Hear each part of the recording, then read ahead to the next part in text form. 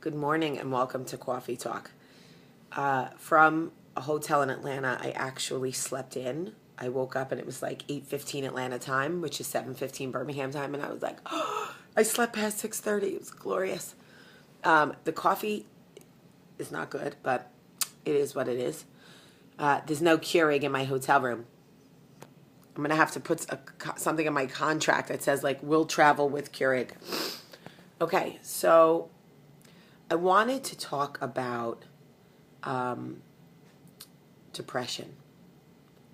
I am not a doctor. I have no authority to speak on the healing or cure or treatment of, but I know so many people right now who, if I had to describe based on how they've described it to me, I would say they feel like they're drowning while everybody else is breathing around them.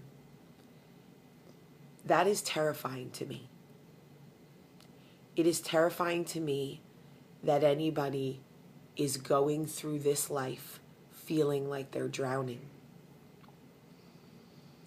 When I was young, I was exposed to people who battled different levels of depression, but they seemed to handle it well with alcohol. I don't know how other people treat depression, but as an adult now, the people that I know now that are dealing with depression, it seems to come and go.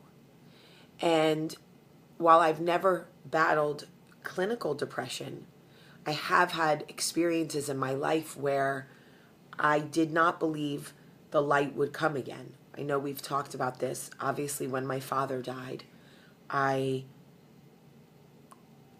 watched my mom fall apart. So the strong parent had died and the semi-strong parent was falling apart, and I was only 17, so I thought, it doesn't get any worse than this. And then when I lost, I would say, during some breakups, I think I was in a really, really bad way. I was in an abusive relationship as an adult. That I'll talk more about another coffee talk, but I do remember thinking the light will never come again. I will be in this space, sitting on this bathroom floor, in this corner, by myself. No one can ever understand how much pain I'm in. I'm the only person who feels this way. What's wrong with me? When I lost the baby in 2009, I also felt like the light would never come again. I felt like I was being punished for things I had done, mistakes I had been made. And my biggest fear, still my biggest fear, is that any karma I've ever put out into the universe, or any negativity or any bad things I've ever done to anyone, will somehow come back to my children. So when I lost that baby who had a heartbeat, I thought, this is it.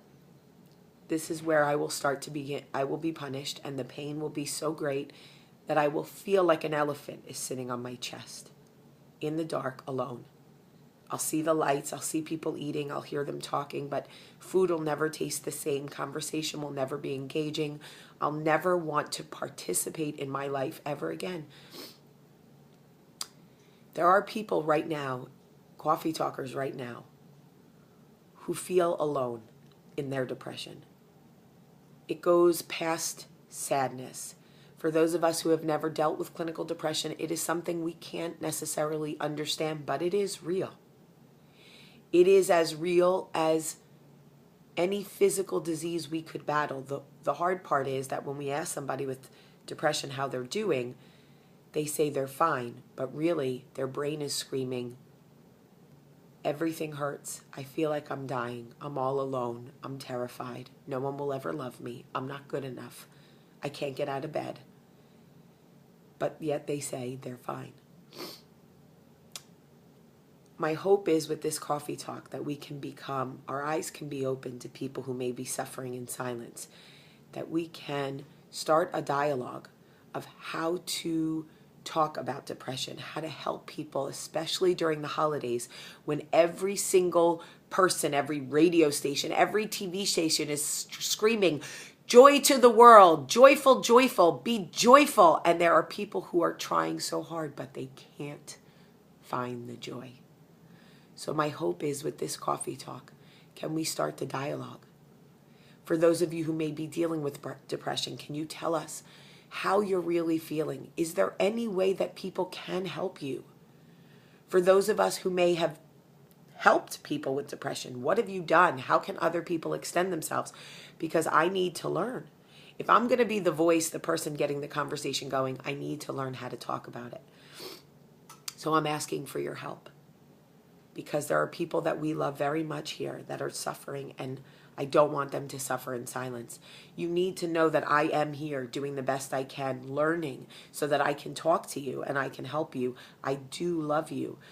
I'm just not armed right now to help you the best way possible. So I'm asking for you guys to help me so I can help you. I do have good news to share. I will be sharing it. I was waiting for somebody to sign off. I apologize. I thought it would be signed off yesterday. It's coming. Anyway, I love you very much. Have a great Monday.